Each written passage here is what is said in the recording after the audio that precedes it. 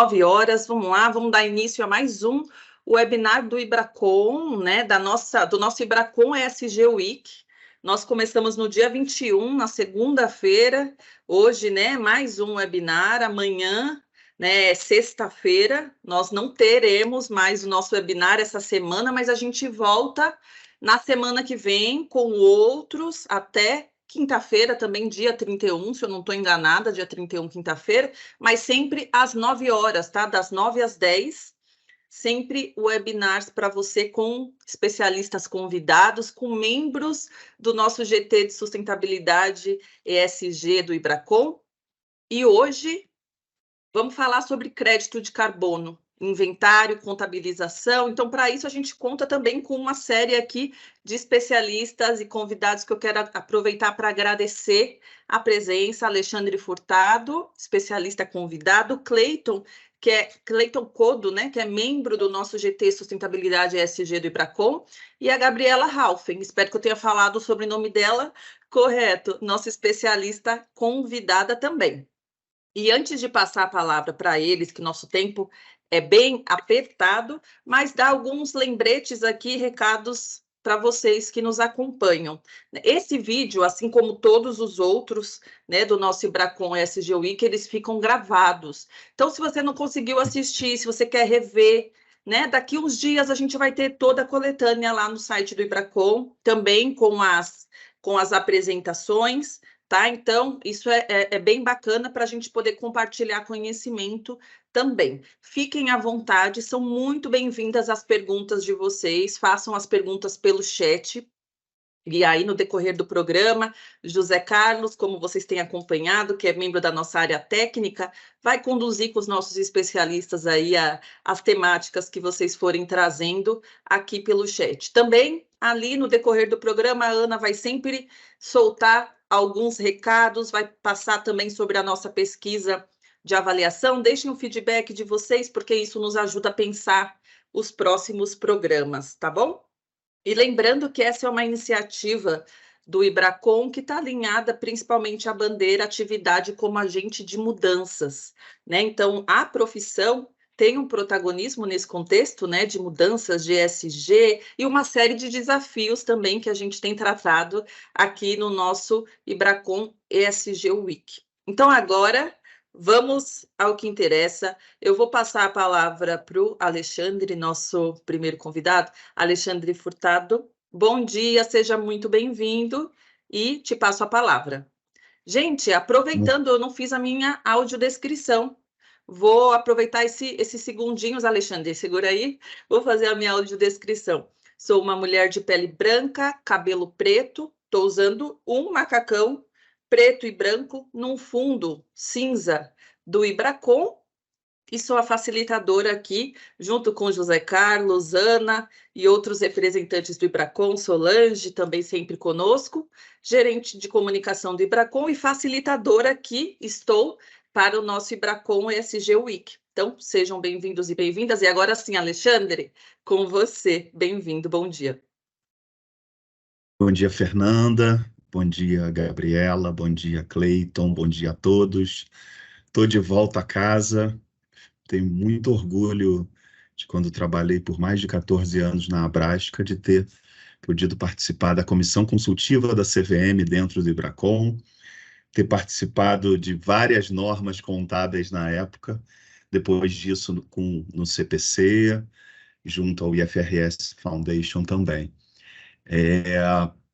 Eu hoje estou na Grant Thornton aqui como especialista em ESG, mas lá sou sócio da área de Clients and Markets, para falar de crédito de carbono, né, para falar do mercado de carbono. Na verdade, tudo que a gente fala de mercado de carbono, é sempre bom colocar isso, as pessoas às vezes esquecem, porque todo mundo é muito envolvido com o mercado de capitais, e nessa plateia aqui, a grande maioria é muito envolvida com o mercado de capitais. A gente esquece que o crédito de carbono ele nasceu para financiar o problema climático mundial. Então, na verdade, quando você pensa em mercado de crédito de carbono, a gente tem que pensar que ele foi criado mundialmente para financiar o que a gente fez antes, ou ainda faz, né, que é ter aumentado enormemente o volume de emissões, não só de carbono, de metano, de outros gases, nocivos quando ele fica em excesso na estratosfera. Então, esse é o primeiro grande ponto que a gente queria colocar aqui nessa palestra, né? Então, o mercado de carbono, ele nasce para financiar, tá? As indústrias. E isso acontece como? Como é que é o pensamento do mercado de carbono que vem até hoje e por isso foi criado o crédito de carbono? Essa história eu gosto de repeti-la, tá? Em outros fóruns que o Ibracon participou, eu já contei, mas é sempre importante a gente saber. Estados Unidos, final da década de 80, chuva ácida em determinadas regiões. Aquela chuva ácida começa a causar problemas ambientais que, mesmo na quantidade não matando seres humanos, matavam várias vidas, animais e a fauna, e também a parte ambiental toda ficava muito prejudicada. Esses governos de estados americanos, eles se reúnem e falam assim, olha, vamos fazer da seguinte forma, isso no final da década de 80, a gente, ao invés de você, industrial que está poluindo, a gente multá-lo simplesmente, eu vou criar uma outra forma. Americano, né, extremamente capitalista, mercado de capitais extremamente robusto, eles chegam e falam para os industriais, olha, vocês estão poluindo muito, isso está gerando uma chuva ácida nas nossas regiões, e eu vou fazer da seguinte forma, você me deve, você seria penalizado, você teria uma multa, mas eu vou te dar que eles chamam de allowance, permissão, ou um título de dívida, tá? Então eu vou te dar alguns milhões de dólares, tá, em título de dívida que você pode negociar, mas você obrigatoriamente vai ter que financiar a redução dessa emissão de gases, a redução da poluição. E aí aquilo se mostra muito certo na época, porque 8 anos depois a chuva ácida reduz mais de 20% e chega num nível normal de emissão. Isso era mais ou menos já final da década de 80, já bate ali em 1997, quando sai o protocolo de Kyoto e ratifica o sistema Cap and Trade, que vai ser melhor explicado pela Gabriela um pouco mais à frente. Mas é ali que surge, né, o protocolo de Kyoto, o mecanismo de desenvolvimento limpo, os créditos de carbono, com essa mesma ideia de compensação, ou seja, eu te dou uma cenourinha, eu te dou um incentivo, mas ao mesmo tempo aquele incentivo, se você não cumprir e não despoluir e não reduzir os gases, eu vou te punir. Essa ideia de sistema cap and trade, na verdade, acaba criando e gerando o mercado de carbono, de crédito de carbono que a gente tem hoje. Mercado esse que, em dado momento, principalmente entre 2000 e 2010, era país a país, ou seja, um país mais que poluiu mais, um país que tinha maior desmatamento ao longo dos vários e centenas de anos, perfeito? Esse, né, vai pagar para aqueles que poluem menos. O crédito de carbono como mecanismo, então, ele começa a funcionar realmente como mercado, geopoliticamente, a partir de 2010. Aí, a partir de 2010, você começa a ter um mercado de crédito de carbono, mas tudo muito incipiente. Até que, no ano passado, o artigo 6º de Paris permite que você tenha as regulações, ou que os países signatários possam ter as regulações locais para a geração dos seus mercados de crédito de carbono.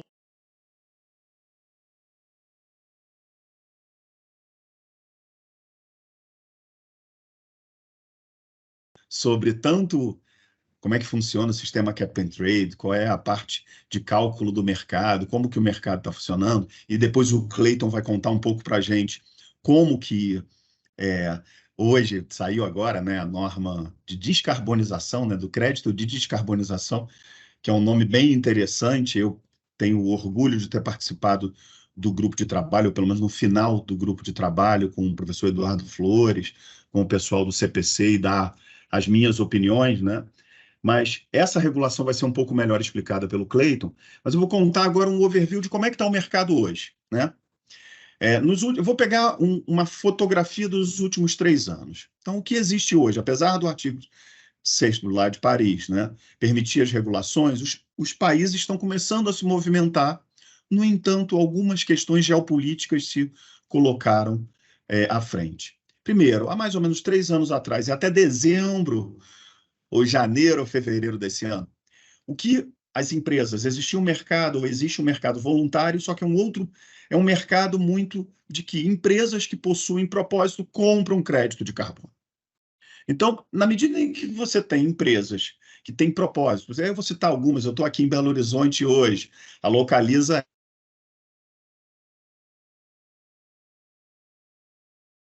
Travou para vocês, gente? Acho que está falhando um pouco. Foi a segunda vez. Deixa eu ver se ele... Talvez... Vocês Alexandre, deixa Agora eu te interromper, me permita que te interromper rapidamente, porque sua fala tem falhado em alguns momentos. Talvez ajude a se tirar a imagem, tá? Vê se Perfeito. melhora. Eu vou manter sem imagem, Isso. mas eu já estou terminando, então eu vou tentar só... Então, a contextualização do mercado de crédito de carbono hoje é a seguinte. Hoje você tem um mercado em que, até o ano passado, as empresas, era um mercado chamado mercado de compliance, é um mercado em que as empresas elas têm um propósito de descarbonização, e aí eu dei o exemplo da Localiza, né, como uma empresa brasileira que tem esse tipo de programa, né? Eu estou aqui em Belo Horizonte, peço desculpas, eu estou na conexão do hotel, então provavelmente isso aqui tenha falhado aí, mas vamos tentar. Então, na medida em que essas empresas resolvem comprar créditos de carbono, elas criaram um mercado que a gente chama de compliance. É um mercado cuja demanda é muito pequena no mundo. Não esqueçamos que é um mercado mundial. Ao mesmo tempo, elas procuravam mais créditos de carbono chamado REDD, que é o de floresta, principalmente o amazônico, quando fala-se do Brasil. Mas nesse mercado mundial, a gente estava comprando o crédito de carbono, essas empresas compravam o crédito de carbono entre $7 e $15. Esse ano acontece uma grande virada. Primeiro, que as empresas olham para o lado e falam, tem muita oferta de crédito de carbono, consequentemente, eu não preciso comprar $7, 15, é um mercado mundial. Se o Brasil me oferece a $7 ou $15, eu posso ir na China, e hoje o preço do crédito de carbono na China é de 35 centavos de dólares. E se você vai na Indonésia, é um preço mais barato, com um tipo de crédito REDD como tem no Brasil. Ao mesmo tempo, você tem um crédito de carbono hoje no mercado, tá? Que é o mais valorizado de todos, e isso para mim e para todo mundo que pensa em adicionalidade, pensa em preservação de floresta, acha extremamente ruim. Hoje, o crédito de carbono mais valorizado é o que se chama de ARR, que é o crédito com a metodologia de regeneração, ou seja, a mata não existe mais, ou você corta a mata e começa a plantar. Na semana retrasada, um lote de crédito de carbono ARR, de regeneração, foi vendido a $450. Mas é um mercado que a gente ainda acredita que seja muito artificial. Para fechar, o que está... Falhou, né? Falhou. Falhou no fechamento. Tem uma outra vertente... Alexandre, que Nanda, você me ouve? Agora sim, mas repete, por favor, a mensagem final, porque bem no encerramento sua voz sumiu. Então, o que acontece hoje para fechar a questão do mercado de crédito de carbono? Hoje a gente tem um mercado de crédito de carbono de regeneração que está bem ativo, um preço-alvo bem alto, e outros tipos de crédito com preços-alvos baixos. E tecnologias como a americana, que não está gerando crédito de carbono, mas que limpa o excesso de carbono direto na atmosfera e que provavelmente vai impactar enormemente o mercado de crédito de carbono para frente. Mas vou deixar agora para a Gabriela contar um pouquinho mais tecnicamente do mercado de carbono. Peço desculpa por conta da falha aqui na transmissão, mas como eu falei, eu estou aqui num hotel em Belo Horizonte e qualquer outra dúvida, qualquer coisa, a Nanda vai passar para vocês o meu e-mail e meu telefone para continuar. Gabriela, por favor. Mensagem dada, Alexandre. Obrigada. Enquanto a Gabi vai fazer a projeção, mais alguns lembretes, né? Lembrando que os webinars, né, eles estão em processo de credenciamento lá para o Programa de Educação Profissional Continuada do CFC, tá? Então, uma informação relevante, e não deixem de fazer as perguntas de vocês e seguir o Ibracon nas redes sociais, Ibracon Nacional, Instagram, LinkedIn, Facebook, Twitter. Não se esqueçam, façam lá essa visita para nós. Prontinho, Gabi já está com a sua tela apresentação projetada. Gabriela, bem-vinda. Obrigada, bom dia a todos. Eu sou a Gabriela, mulher branca, cabelo moreno. Estou no fundo aqui da apresentação para ficar um pouquinho mais dinâmico e utilizo uma camisa no tom de verde.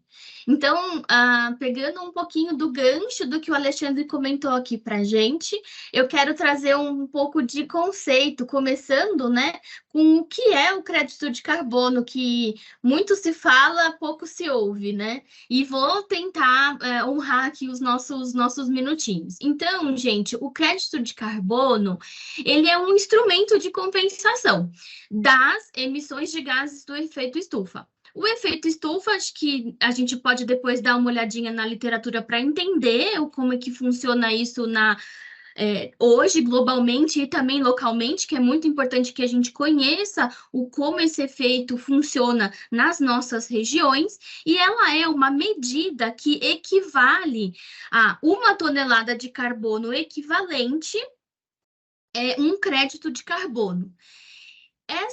Esses créditos, eles são gerados a partir de uma atividade de remoção de carbono da atmosfera ou uma redução, que é quando eu deixo de emitir carbono na atmosfera. Então, alguns exemplos aqui, sendo até um pouquinho repetitiva do que o Alexandre colocou para a gente, né?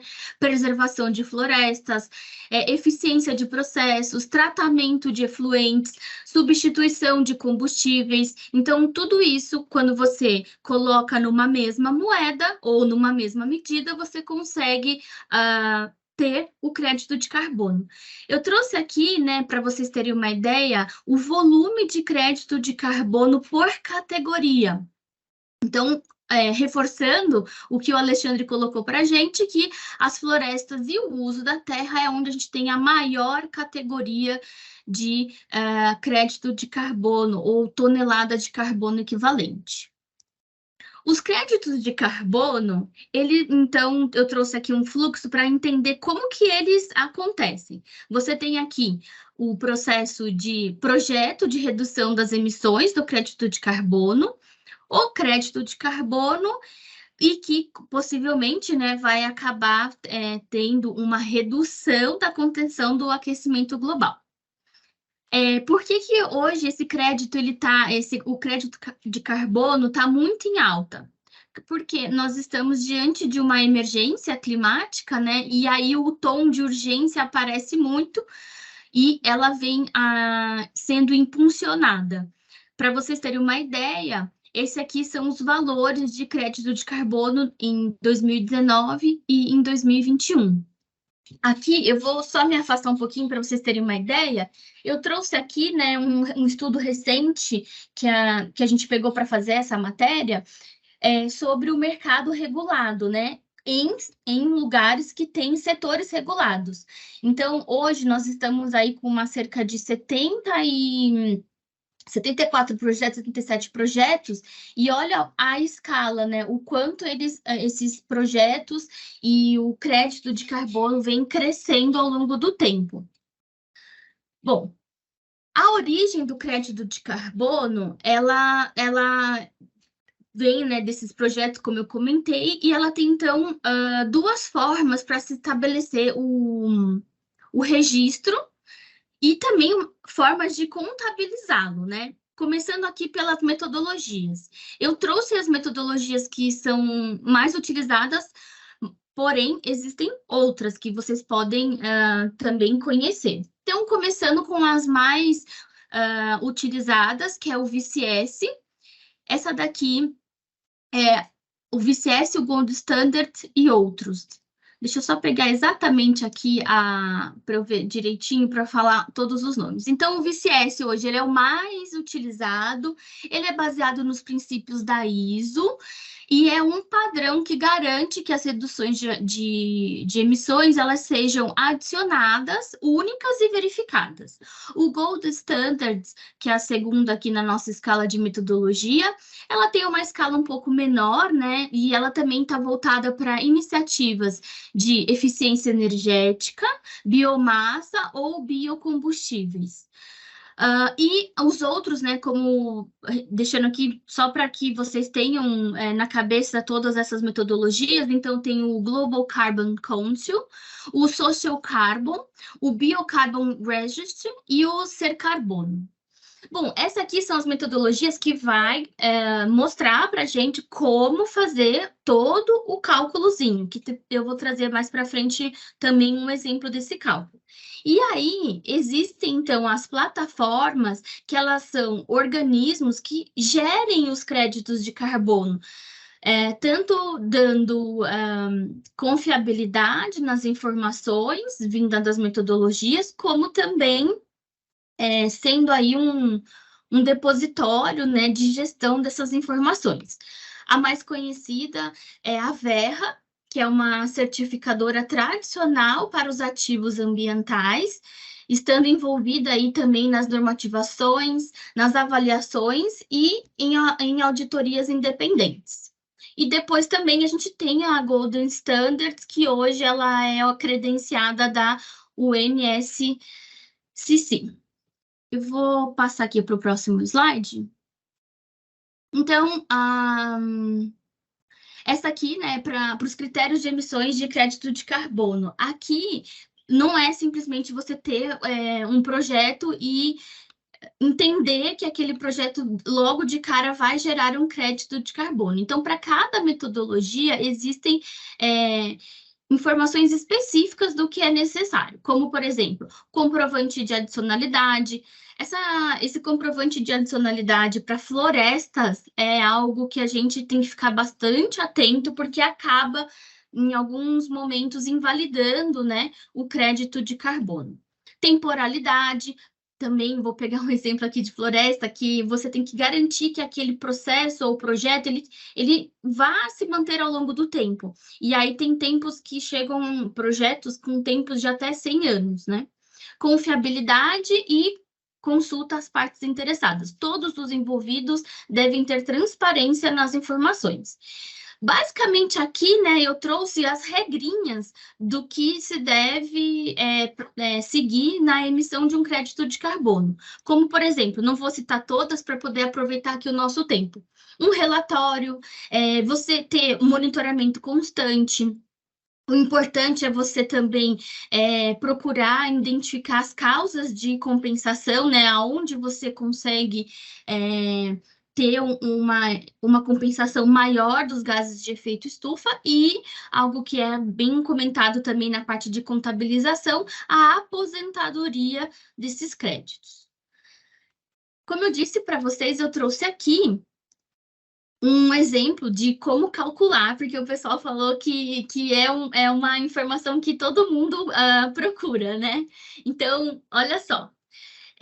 Eu tentei aqui fazer bem dinâmico, um fluxo de como a gente chegar nesse valor, no quadro roxo aqui à minha direita. Então, vamos lá. Para calcular, você precisa conhecer uma letrinha que a gente chama de potencial de dano global, que é o Global Warming Potential, GWP. Esse GWP, ele é um dado que você pesquisa aí nos relatórios do IPCC, que está sempre disponível. Esse resultado, ele é baseado na capacidade de absorver calor, né, do gás, né, absorver calor em sua meia-vida. E aí, os estudos estipularam que essa meia-vida é de 100 anos. Então, olha só o exemplo que eu estou trazendo do gás, né, metano, que é o gás de aquecimento, é um gás de efeito estufa, que vai virar CO2 equivalente. Então, veja só. O metano, ele tem um GWP, um potencial dano global de 28 vezes.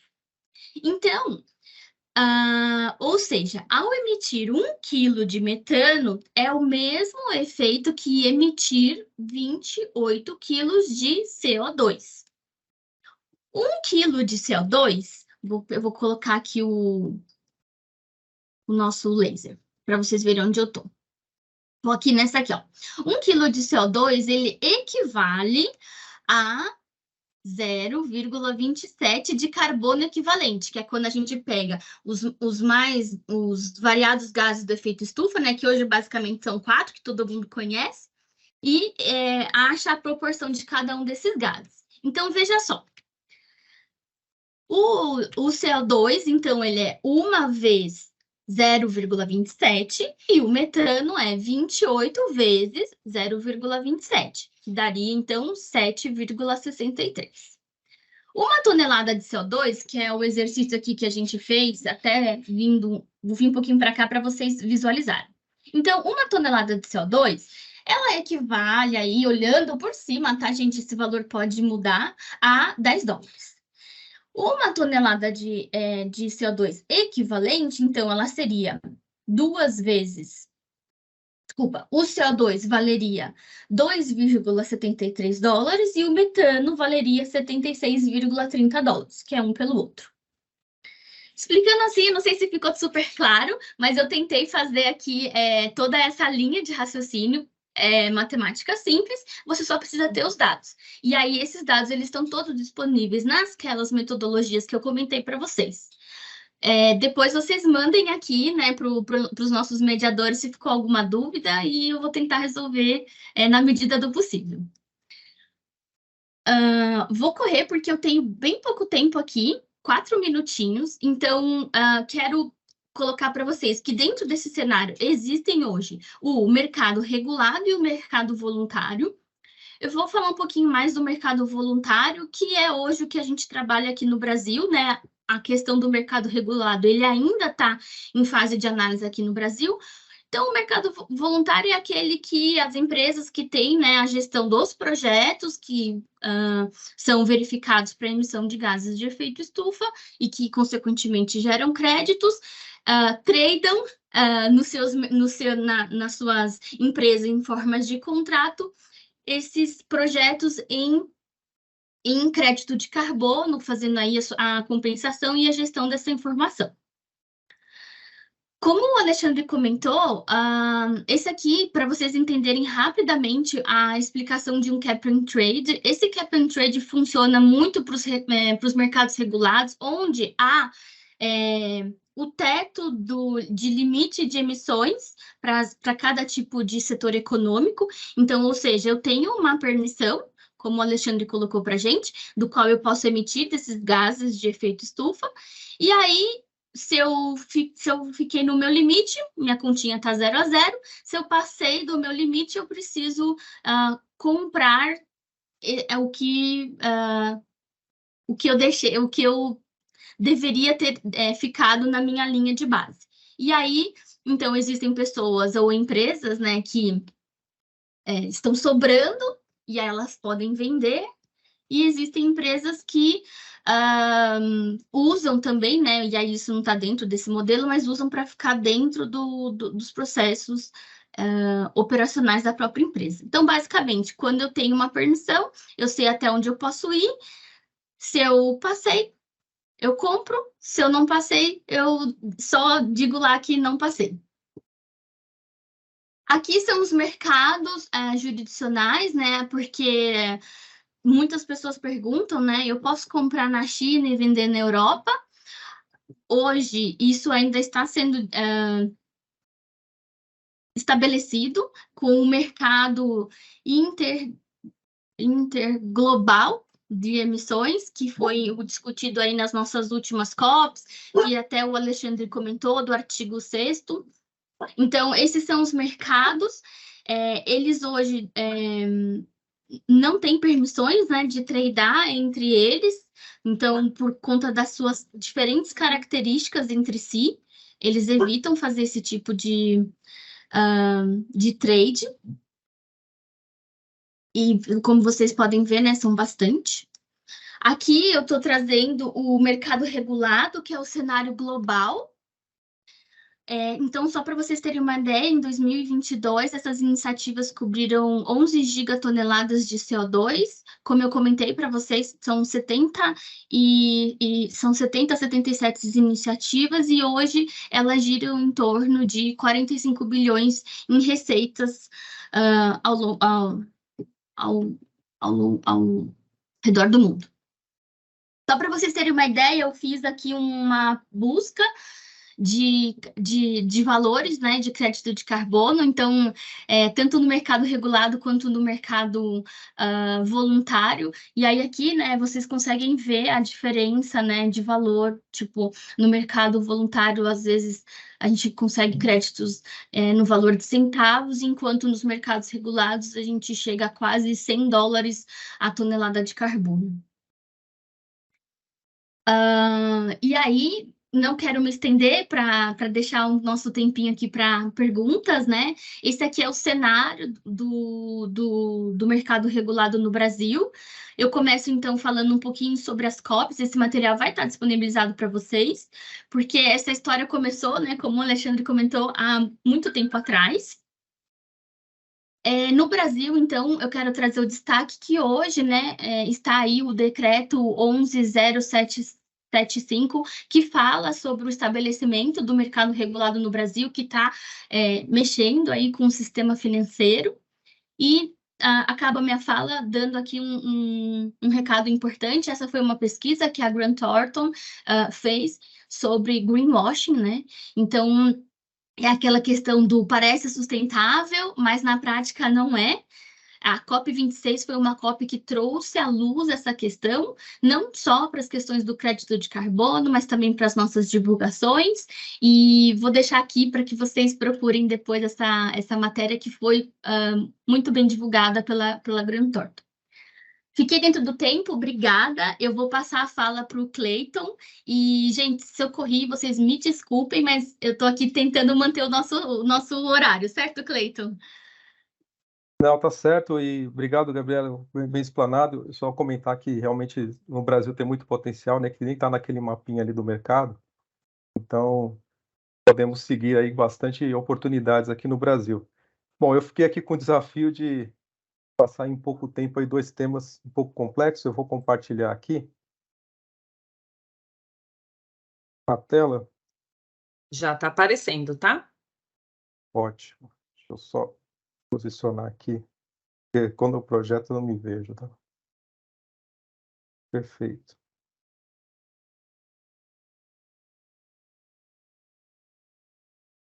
Bom, aproveitando, né, eu faço parte, sou Cleiton Couto, faço parte do grupo de trabalho do Embracon. Minha audiodescrição é: sou homem branco, cabelos pretos, estou de camisa azul com fundo cinza.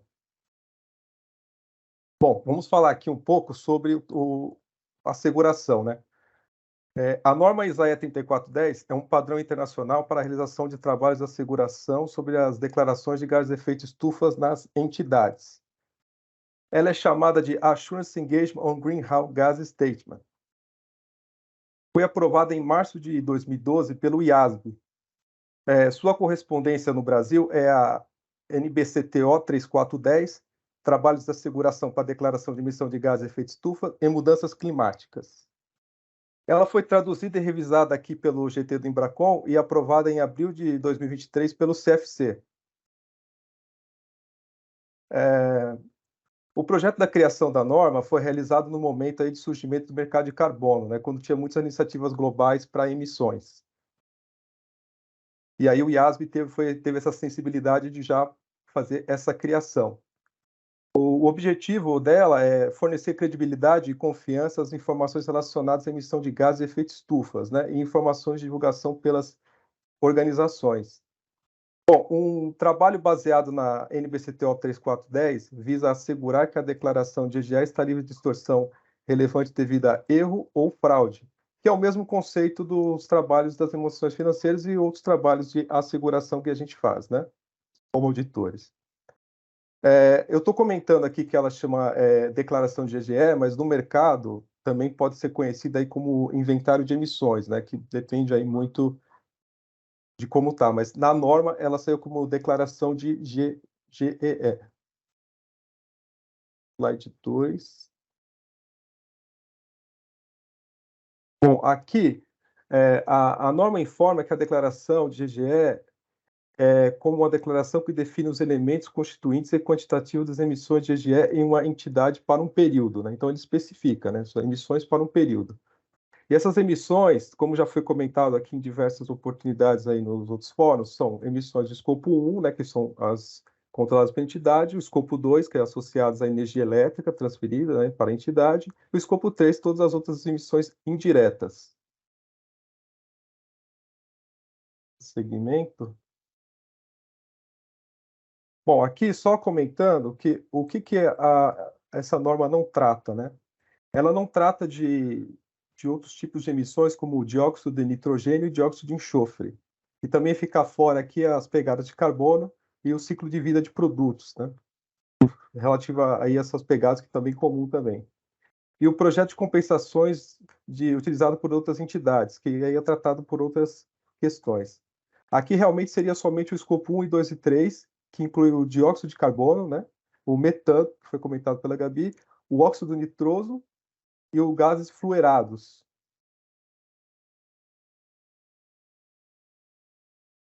Vamos falar um pouco aqui da abordagem, né, sobre o trabalho. Como o trabalho ele é baseado numa abordagem de risco, né, tanto para seguração razoável quanto para limitada.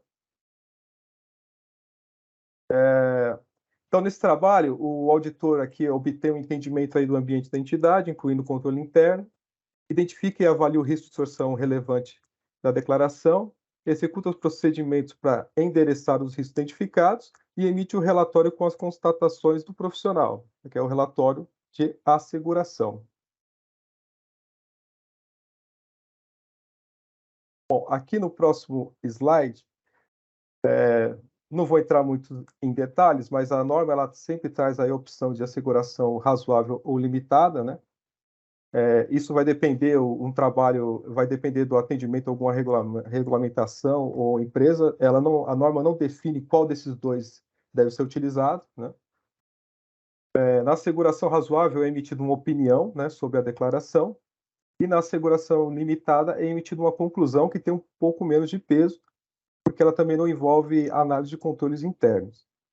Na norma, ela fornece o exemplo dos dois relatórios e os critérios para cada um, né? Como optar por quando a empresa opta por fazer cada um. Bom, aqui falando um pouco sobre a equipe multidisciplinar, normalmente os trabalhos são realizados por uma equipe que tem profissionais com conhecimento em asseguração, né, pela própria skill das normas, normalmente são auditores, contadores auditores, e profissionais com conhecimento em GGE, que são profissionais que têm conhecimento aí de cálculos, né, regulamentações de emissões e demais normas aí que a Gabriela e o Alexandre acabaram comentando. Normalmente são profissionais de engenharia, né, que têm esse conhecimento, e nós aqui como auditores sempre fazemos o uso de especialistas, e nesse caso não seria diferente, porque é um tema muito específico. Você vê que quando a Gabriela começa a fazer esses cálculos aí, não são coisas do cotidiano aí do processo de contabilidade e auditoria, né? Bom, trazendo aqui só o relacionamento aqui com a NBCTO 3000, que é o trabalho de asseguração, diferente de auditoria e revisão.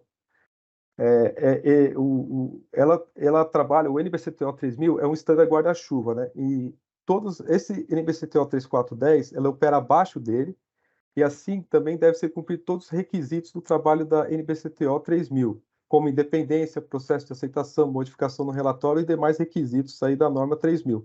Então, caso tenha alguma dúvida sobre o 3410, consulta a NBCTO 3000, que é equivalente à ISA, né, 3000, e pode estar lá a resposta aí para a dúvida, né? Bom, esse outro slide aqui é só relacionado ao um dos programas mais conhecidos aqui, né, sobre emissões, que é o GHG Protocol Brasileiro, que também é conhecido como o Programa GHG Protocol Brasil. Já foi comentado aqui em outros webinars também. O programa é baseado nas diretrizes de desenvolvimento do GHG Protocol.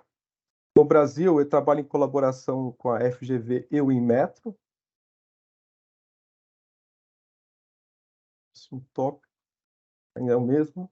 Então, para as empresas que aderirem ao inventário, né, que fizer um inventário assegurado, eles podem pedir aí uma certificação, né, que são baseadas em selos, selo prata, ouro e bronze, conforme a transparência e completude dos dados emitidos, sendo o selo ouro aí o mais alto.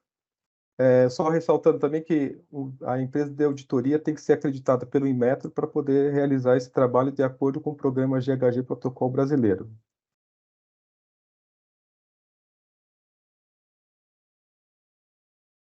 Bom, aqui só falando sobre o que a norma traz, cita incertezas relacionadas às declarações de GGE.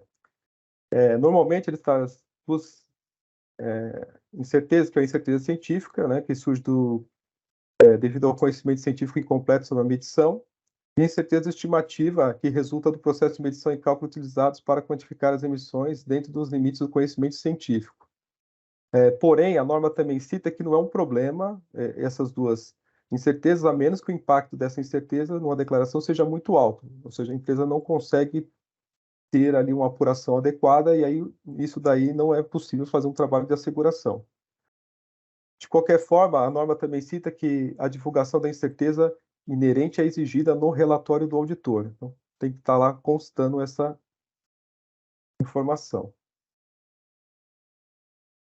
Bom, aqui eu só queria fechar esse tema dizendo aí sobre a relevância aí de ter uma declaração assegurada, assim como qualquer outro relatório, passa a ter mais confiança, né? E tanto aí para os investidores, stakeholders, bem como fortalece a credibilidade e responsabilidade ambiental das organizações.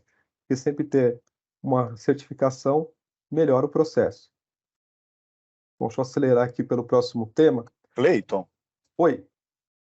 só vou acrescentar um ponto de mercado que eu acho que cabe a mim, que é o seguinte: as empresas, até a CVM soltar, né, a consulta e a deliberação do início desse ano, né, elas normalmente não asseguravam os seus relatórios de sustentabilidade. A partir da consulta da CVM, em que ela pergunta se a empresa está assegurando, já assegurou, se ela pretende assegurar e qual o normativo, né?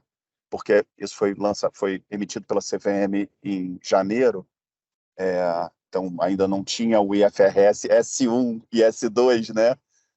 Elaborado pelo ISSB, né? Que é o órgão tal qual o IASB em contabilidade.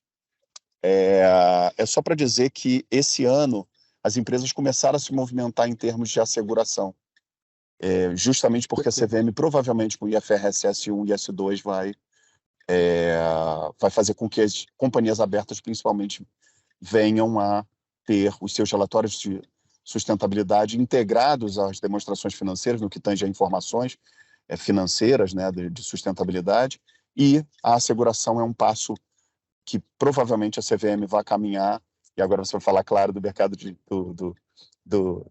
da norma de crédito de descarbonização. Então, só queria dar essa questão de que a gente acredita que agora a CVM se movimente com uma asseguração obrigatória e que as empresas estão começando agora a assegurar o que antes não faziam, principalmente as companhias abertas. Perfeito, obrigado, Alexandre, pelo complemento. Como comentado, eu vou falar aqui do aspectos das normas contábeis. Eu vou realmente dar uma passada rápida para dar tempo da gente ter perguntas, mas queria só comentar a princípio aqui que hoje, né, não há uma norma contábil definida aí para reconhecimento, mensuração e evidenciação de crédito de descarbonização, seja aí nas normas brasileiras ou internacionais. O que acontece é que cada entidade acaba contabilizando de uma forma, em algumas nem realizam divulgações a respeito. No Brasil, temos uma iniciativa aí da Instituição Normativa do Banco Central 325, de novembro de 2022, que é aplicável apenas às instituições financeiras, mas já foi um caminho aí para a regulamentação.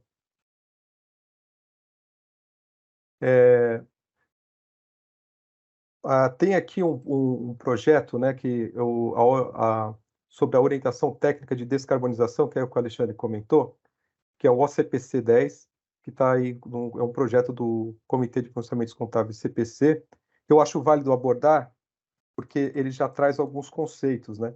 Essa minuta foi desenvolvida por um grupo de trabalho multidisciplinar aí do CPC, que é o GT Crédito de Carbono, formado por acadêmicos, auditores, preparadores e representantes aí das comissões de valores imobiliários.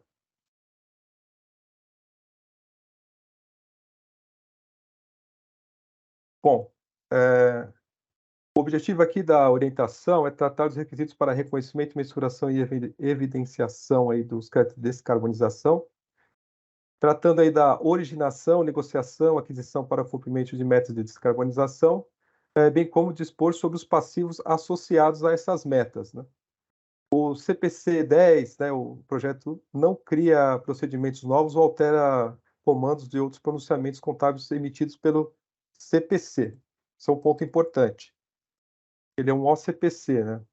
E o direcionamento foi para fornecer subsídios para os entendimentos baseados nas normas IFRS e CPCs vigentes. Então, o que a norma trouxe aqui, né? Ela se baseou nesses CPCs aqui, que é a estrutura conceitual, recuperação de valor, redução a valor recuperável, ativo intangível, subvenção e assistência governamental, estoques, provisões e passivos contingentes, o 25, né, bem conhecido, a apresentação das emoções contábeis, instrumentos financeiros, mensuração ao valor justo, receita de contratos de clientes, instrumentos financeiros. Então, eles se basearam em todas essas normas aí para fazer os entendimentos desse OCPC. Bom, o projeto aí define o crédito de descarbonização como ativo não financeiro, né? Ele também fala que é ativo e ativo não financeiro, incorpóreo sem substância física, de maneira que, em certas situações, atende aos requisitos previstos para a definição de ativo intangível. Então, uma classificação possível, ativo intangível. Também pode ser tratado como estoque, pois tem requisitos para tal. E aí a norma traz uma questão importante, né? Que a definição do modelo de negócio em relação ao ativo é tão fundamental para reconhecimento quanto para sua mensuração inicial e subsequente. Esse modelo de negócio, a gente pode abordar aqui no próximo slide, que esse slide aqui foi, esse quadro, na verdade, ele é um resumo do esquema de contabilização aí proposto no CPC 10. Ele foi apresentado pelo professor Dr. Eduardo Flores da FEA USP, em um webinar aqui do CFC, e ele está à frente aí do GT Crédito de Carbono, né? Então, ele definiu aqui 3 etapas aqui, né, como se fosse vamos falar assim, de negócios, né, que é o originador, o intermediário e o usuário final. E até para não me estender muito, né, que a contabilização aqui é um pouco... Foi até dar um curso adicional sobre isso, mas só para a gente ter uma ideia, quando ele está fazendo o originador, ele gera créditos para fazer a comercialização, a ideia é fazer o reconhecimento inicial na uma conta de estoque, mensurar a custo, ter a mensuração subsequente a custo ou valor realizável dos dois o menor, que é como o CPC de estoque trata, né, qualquer item, e os gastos incorridos, né, para desenvolvimento, aí seja o registro que foi comentado pela Gabriela Naverra ou qualquer outra, também deve ser colocado no estoque e depois feita a avaliação ao valor realizável depois, tiver registrado. Da mesma forma, aqui isso acaba se repetindo para os demais, a Gabriela comentou sobre compensação e aposentadoria. Então, mesmo que a pessoa seja a entidade, né, tenha um negócio de originação de crédito e ela utilize ele para compensar suas próprias emissões, né, sua própria pegada, ele pode fazer isso registrando no intangível, né, principalmente quando não são itens ligados à produção, ele registraria isso no intangível, por exemplo, para compensar a pegada de carbono da área administrativa, mensurar custo e depois custo amortizado ou valor recuperável, dos dois o menor. Agora, se for para usar no processo produtivo, ele pode utilizar isso como um item de insumo de estoque, valoriza custo e depois volta para o CPC de estoque, é custo realizável, valor líquido dos dois o menor. E o intermediário, que é quem faz aí a compra e vende, vamos falar que é uma trade, né? Seria uma trade. Ele tem 2 formas de fazer a contabilização, mas na essência, como ele é trade, ele vai comprar isso, vai colocar no estoque, e a norma proposta, a proposta da norma é depois valorizar a valor justo, deduzido de custo e venda, como se fosse um produto financeiro, né? E mensurar subsequente a valor justo por meio do resultado. Agora, se for para utilizar para compensação, vai na mesma linha que foi citado aqui. Se eu comprar para compensação própria, entra no estoque uma linha distinta, varia custo e custo subsequente. Agora, já a visão do usuário final, ele não tem a intenção de vender, né? Ele compra créditos para fazer a sua própria compensação. E então, sempre será estoque ou intangíveis, né? O estoque aqui, no caso, se usar para insumo de produção, intangível se for demais itens aí da empresa, como área administrativa. Sempre valorizado a custo. Cleiton? Oi. Não, termina, depois eu completo com um ponto. E depois ele faz como é estoque custo realizável, dos dois menor, e depois o foi intangível custo deduzido. Deixa eu só avançar um pouco aqui, para a gente poder finalizar esse tema. A única coisa que eu queria colocar, Cleiton, e é rápido, é o seguinte. IFRS são 2 pontos fundamentais para você entender a contabilização. E foi nessa linha que o CPC, assim como o IFRS no futuro, deve pensar. Primeiro é a questão do modelo de negócio. Ou seja, como que a empresa vai olhar para o crédito de carbono, vai depender, sim, do CNAE, né, do cadastro que ela tem, para ela ser um originador, um intermediário ou, como o Cleiton bem falou, querer descarbonizar, e aí a contabilização vai ser toda dada em cima dos contratos, que era o segundo ponto mais importante. Então, quando você é um originador... Tá travando. Travou.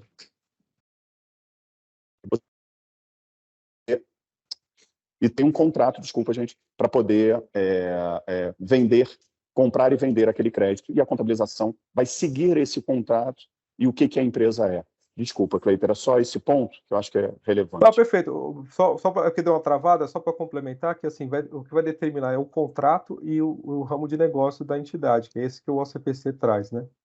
Agora, rapidamente aqui, só para encerrar, o projeto também trata das questões de passivo, né? Esses passivos, né, eles são, normalmente, assim, quem adquire crédito de descarbonização no mercado, normalmente é para cumprir alguma meta de emissões aí do escopo 1, 2 e 3. E aí fala que os compromissos assumidos para essa entidade em relação a aspectos climáticos e emissões de gás de efeito estufa, como, por exemplo, se comprometer a ter carbono neutro, né, ou net zero, ou qualquer outro nome, deve ser avaliado pela entidade para reconhecimento de um passivo na forma de uma provisão, né, levando em consideração os critérios aí dos CPCs que foram citados, por exemplo, o 00 e o 25, né, se atende aos critérios de passivo e se atende aos critérios aí de provisão. Tá? Só esse ponto que eu queria comentar a respeito disso, e não só o registro ativo, como também a questão da provisão do passivo. E comentar aí que esse CPC está em audiência pública, né, foi colocado aí pela CVM, que será uma oportunidade aí para todos comentarem e fazer, porque, só salientando, isso não é uma contabilização definitiva, é uma proposta e todos os entes aí da entidade, tanto os preparadores, usuários, como os revisores, auditores, podem fazer comentários. E por aqui eu encerro essa parte. E podemos avançar aí para as questões. Obrigada, Cleiton, Gabriela, Alexandre. Vou rapidamente passar para o José Carlos, aproveitar aí nossos minutos finais para a condução das perguntas. José Carlos, bom dia, bem-vindo. Bom dia, Fê. Obrigado aí pela palavra. Vou iniciar dando aí minha audiodescrição. Sou homem branco, cabelo curto, escuro. Estou com um fundo cinza do Ibracon e uma camisa branca também. Bom, Cleiton, Gabriela, Alexandre, obrigado aí por compartilhar conosco aí muito conteúdo denso aí, bastante complexo, e que vocês conseguiram... Um pouco corrido, mas... Não, mas de qualquer forma vocês conseguiram sintetizar e facilitar aqui para a gente um pouco do que vem acontecendo aí, principalmente depois aí da consulta pública e da audiência pública que nós temos do ACPC 10, né? É importante a gente ter um pouco desses conceitos aí, até para podermos opinar depois ali, participar da audiência pública, né? Oferecer subsídios para participação. E aí eu vou iniciar aqui, Cleiton, só respondendo uma pergunta aqui, sobre o andamento do PL, do projeto de lei 528 de 2021, que trata da definição do mercado brasileiro de redução de emissões de carbono. Eu fiz uma pesquisa rápida aqui, e esse projeto de lei está em tramitação na Câmara ainda, tá? Parou de tramitar no final de 2021, ele parou ali na Comissão de Meio Ambiente e Desenvolvimento da Câmara, e por enquanto está lá. Já passou algumas vezes pelo plenário, enfim, mas não temos nada ainda que faça aí essa regulação, vamos dizer assim, no que está dentro no que tange o PL. E aí, Cleiton, a gente falou bastante aí da contabilização, do ACPC 10, enfim. Do que vocês têm acompanhado nos fóruns de discussões e tal, o ACPC ele vai cobrir todos os tipos de crédito de carbono? Como que vai funcionar isso daí? Não, a ideia é que cubra, sim. O projeto da norma ele não visa especificar o crédito de carbono, apesar de que lá ele cita até o ICBio, como é que é, Alexandre? O REC, crédito REC de energia elétrica. Ele cita ou alguns, de etanol, né? De etanol. Ele cita alguns, mas não é o que é aplicável para ele é aplicável para os demais, porque a conceituação foi feita com base nos CPCs para chegar nas conclusões que possam ser replicadas para os demais créditos. Então, de uma forma que você consiga replicar o entendimento de um crédito para o outro, levando em consideração essas premissas do modelo de negócio e os contratos que foram assumidos, e se você vai usar para revenda ou para aposentadoria do crédito para consumo próprio, né? Então, esses conceitos eles não mudarão independentemente aí do crédito. Correto, Alexandre? E da metodologia, Zé Carlos, só para completar, eu participei, né, com todo mundo, com o Eduardo e tal, e um dos pontos que eu coloquei foi, grosso modo, vai valer isso para os créditos ambientais também, as demais contabilizações. Então, não só as metodologias, como provavelmente, além do crédito de carbono, a gente está falando de crédito de reciclagem, crédito de água e de outros tipos de ativos de créditos ambientais. Vai pegar bastante ali, o que a gente acostuma, né? Identificar ali a essência da operação, do papel da natureza ali, de toda a transação, para a gente poder aplicar isso daí, né? E aí, quando a gente está falando aí, mais uma vez do crédito de carbono, a gente, legal, fiz ali, tem um crédito de carbono, estou permitindo aí algum papel relacionado a isso. E aí, quando a gente traz para a natureza aqui das firmas, né, das firmas de auditoria, por exemplo, elas vão precisar ter algum registro específico para a emissão do relatório de asseguração, do GGE, do GHG Protocol, enfim. Como que está isso daí hoje no que vocês têm visto? Basicamente assim, se não for para aqueles fins específicos do GHG Protocol que pede um registro no Inmetro, as firmas de auditoria podem fazer a asseguração, né? Qual que é o requisito principal, né? Ter os profissionais com conhecimento para aquilo, como foi citado, né? Da equipe que a norma até traz, né? Ou seja, você tem que ter o conhecimento do processo de asseguração e tem que ter o conhecimento aí dos processos de emissão de gases e apuração, porque são processos relativamente complexos aí, né? Que tem que ter profissionais com experiência para fazer. Então, não precisa ter um requisito, porque essa norma da ISAE 3410 aí, que foi traduzida, ela atende a todos os auditores, né, todas as firmas de auditoria. O único que pede realmente um requisito específico é do Inmetro, quando pede o selo ouro, mas é um caso das empresas que estão. Mas as demais empresas, tendo conhecimento, elas podem fazer, sim. E aí, de acordo ali com o que a gente tem na 3410, né, que foi emitido recente, já era emitido, já tinha lá fora e foi emitido recentemente aqui. Como que fica a questão de uso de especialista? A gente tem alguma coisa? É obrigatório? Como que funciona isso daí? Não, a norma, ela, assim como as demais normas, ela não obriga o uso do especialista. Mas eu acho particularmente muito arriscado a pessoa que não tem o conhecimento realizar esse trabalho, porque pode chegar a conclusões inadequadas ou não entender o objeto do trabalho. Assim como a gente usa demais especialistas, por exemplo, no trabalho de tax, né, labor, que são especialistas que acabam suportando a gente no trabalho normal de auditoria, esse trabalho de sustentabilidade sempre é recomendável ter um especialista. No caso aqui, eu me apoio, por exemplo, na Gabriela e no time dela, e também no conhecimento que o Alexandre tem, porque a gente faz um mix, e nesse mix de conhecimento a gente consegue atender, porque a gente cobre a questão dos riscos da norma de auditoria, né, e todos os conceitos aí que precisa ter, e ela cobre todos os riscos aí, né, de greenwashing, né, que é o maior risco que a gente tem, de você estar emitindo um relatório sem ter um especialista. Não, bacana. Aqui nós recebemos diversas perguntas aqui. Em benefício do tempo, eu só vou fazer aqui pegar uma pergunta que nós recebemos acerca do relato integrado, da asseguração do relato integrado, fazer um link aqui com a circular que o IBRACON emitiu, 4 de 2021, circular 04 de 2021, que trata um pouco das questões que o Q&A ali, né, perguntas e respostas que foi feito para que o auditor possa ali ter o melhor endereçamento ao emitir qualquer tipo de asseguração acerca de relato integrado, tá? Que aí também a gente tem ali dentro do relato o link de informações financeiras, de sustentabilidade. Foi uma pergunta que nós tivemos aqui. De qualquer forma, então, Cleiton, obrigado pelos esclarecimentos, pela aula aí que você, a Gabriela, o Alexandre proporcionaram aí para a gente. E eu passo aí a palavra para a Fê. Obrigado, gente.